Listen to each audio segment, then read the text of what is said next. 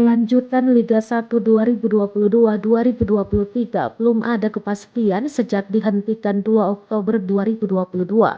Liga 1 2022-2023 dihentikan pasca tragedi Kanjuruhan yang menewaskan ratusan orang. PT Liga Indonesia Baru atau LIB pun terus berusaha keras agar kompetisi segera bisa dilanjutkan. Hal itu dibuktikan jajaran komisaris dan direksi PT LIB yang beraudensi dengan Menteri Pemuda dan Olahraga atau Menpora Zainuddin Amali pada Jumat 18 November 2022.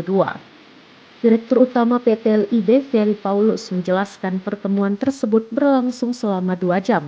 Pihaknya mengonfirmasikan tentang konsep untuk lanjutan kompetisi Liga 1 dan Liga 2 2022-2023. Sebagai peserta Liga 1, PSM Makassar masih menunggu kelanjutan Liga 1.